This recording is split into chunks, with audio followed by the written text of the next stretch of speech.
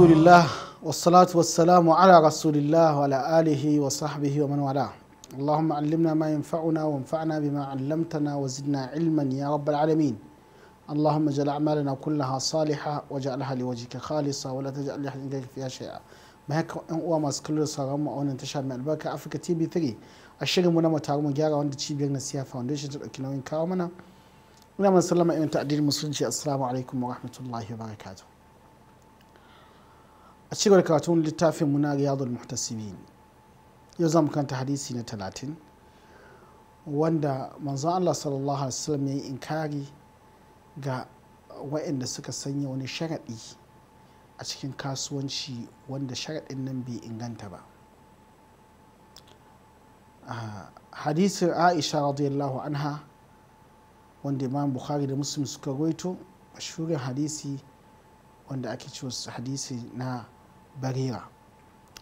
أنا عائشة رضي الله عنها قالت جاءتني بريرة فقالت كاتبت أهلي على 9 أواق في كل عام أوقية فأعينني. بريرة baiwa ce wadda take ta wasu mutane.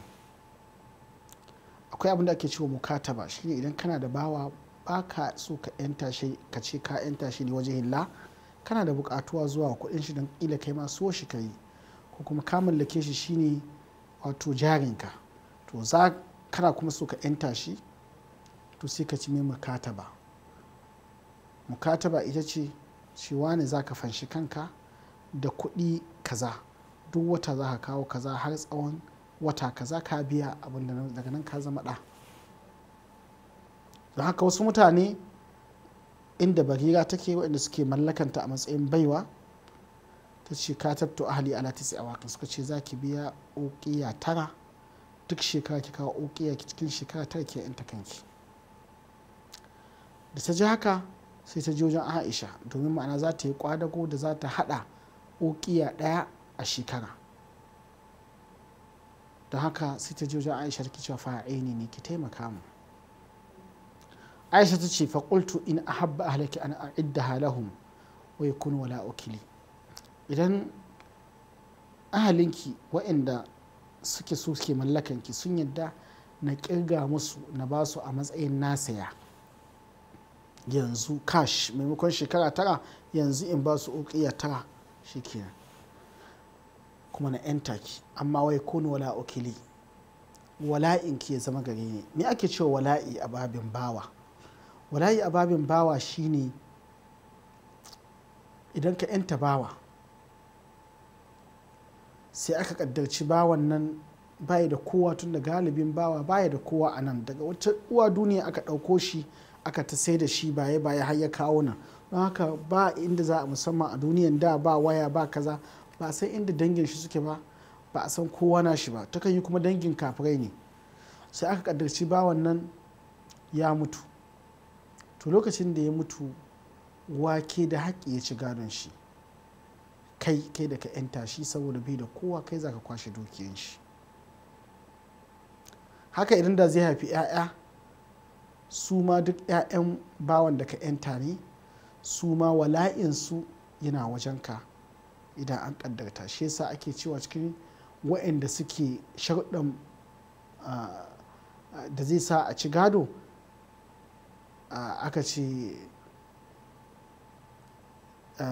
cikin asbab miratul wira thalatha kullum nasabun wa wala'un, me yake cewa asbabu miratul wira thalatha kullum ya'iddu abuhul wiratha nikahun wa wala'un wa nasab wa ma ba'dahunna lil mawarithi sabab. Auratayya tana kawo gado, sai wala shine wanda ka yanta. To wannan shi ake cewa wanda idan aka zo ana kirga waɗanda za su ci gado, za a ce maka maulan ni'ima, wato wanda ya yanta mutum zai ci gadon shi idan ya zama ba kowa da zai ci gadon shi. Wannan shi ake cewa wala. To sai Aisha take cewa idan sun so zan tara musu, zan hada musu kuɗin nan cash na basu, amma ya zama ni ke da wala'inki, domin da ta dinga biya ɗaya har ya kai shekara 9 nan wajen wa'ancan mutanen suke da wala, saboda su ne suka yi yantawa ta mubashir. Amma yanzu ta Aisha sayanta za ta yi ta ba su kuɗin su, kama an saya ne yanzu sun sayi ma wani. Ba za ka sayi ma wani shi kuma ya je ya yanta ya zama kana da wala'i ba. don haka Aisha take cewa zan ba su kuɗin amma wala'in yana gare ni. qala fa dhahabat baghiratu ila ahliha, sai baghira ta je wajen iyalanta. fa qalat lahum fa abaw, ta faɗa musu cewa ga abinda Aisha ta ce za ta ba ku kuɗi cash amma wala'in yana wurinta. sai suka ce abu mu yadda ba. fa ja'at min indihim rasul sallam jalisun, ta zo ta dawo don ta kai sako ga Aisha, ta samu manzo Allah sallallahu yana zaune. fa qalat inni qad aradtu dhalika alaihim fa abaw illa an yakuna alwala lahu, na faɗa musu abin da kika faɗa amma sun ce su ba su yadda ba, sai dai su karɓi wala, su a ba su kuɗin kuma wala yana nan wurin su. fa sami annabi sallallahu alaihi wasallam fa akhbarat Aisha annabi sallallahu alaihi wasallam, sai manzo Allah ya ji me ke faruwa, sai ya tambaya, sai Aisha ta bashi labari. fa qala khudhiha washtarti lahum alwala, ki karba ki biya su kuma ki shar'anta ke za ki da wala, sun ki ko sun so. fa innamal wala'u liman ataq, sanannan abu ne cewa wanda ke da wala shine wanda ya yanta mubasharatan. to yanzu ke da kika saya ke kika yanta. fa fa'alat Aisha thumma qama rasulullah sallallahu alaihi wasallam fi nasi, Aisha ta yi abin da aka ce aka ba su kuɗin kuma sai ce ita ke da wala. sannan manzo Allah mai tashi a cikin jama'a fa hamidallahi wa athna alai thumma qala amma ba'du, ya gode wa Allah, ya bi Allah, ya ce bayan haka fa ma balu rijalin yashtarutuna shurutan laysa fi kitabillah, me yasa mutane suke sharɗanta sharaɗin da bai cikin littafin Allah. ma kana min sharɗin laysa fi kitabillahi fa huwa batil, duk sharaɗin da za a sa a kasuwanci ko a wata yarjejeniya wanda ba Allah ya saukar da shi ba, manzo Allah sallallahu alaihi wasallam ya saukar da shi ya faɗe shi ba, so batilun ne, bataccen sharaɗi ne, babu shi, invalid. wa in kana mi'atu shart, ko da kuwa ya kai sharaɗi 100, duk komai jerin gwanan sharaɗin da ka sa idan Allah bai yarda da su ba, to don haka sharaɗi ne batacce. qada'ullahi ahaq, hukuncin Allah shi yafi cancanta abi, wa shartullahi awthaq, sharaɗin da Allah ya sa shi yafi ƙarfi. wa innamal wala'u liman ataq, sanannen al'amari ne cewa wanda ya yanta shi ke riƙe da wala na bawa. wannan hadisin ya nuna mana cewa ana yin mukataba ga bawa kamar yadda Allah ya ce wa fakatibuhum in alimtum fihim khaira, idan bawa kasancewa yana da abin da zai fansa ko yana da abin da zai, to shari'a ta umurce ka cewa kai mai mukataba domin ya yanta shi. ko da shari'a ta bada haƙƙin cewa a mallaki bayi, ta kawo hanyoyi da dama na hanyar da za a yanta su cikin sauƙi. idan mutum ya yi kasa a yanta, idan mutum ya yi rantsuwa ya yanta, idan ya yi zihari ga matar shi ya yanta, duka su baiwa zai ɗauka ya yanta.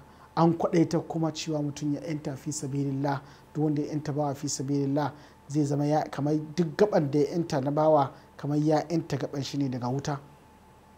so don haka shari'a ta kwaɗaita sosai wajen yanta bayi.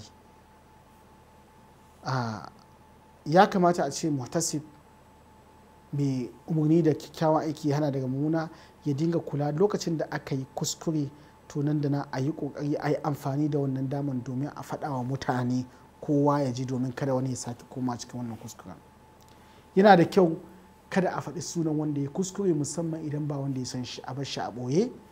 shi sa sun ce ma balu aqwamin, ya san gidan suwaye, ya san suwaye, kuma suna nan a masallaci tare da shi suna ji, amma bai ce wani da wani me yasa za ku yi kaza da kaza ba, sai ce ma balu aqwamin, me yasa wasu mutane suke kaza da kaza, domin me a cigaba da cewa wanda kai wa'azi ya ji, ya fahimta, kuma ya ɗauka, kuma ya gyara, an wuce wurin. musulunci ba so yake sai an yi tonon silili an fito da mutum an faɗe shi ba.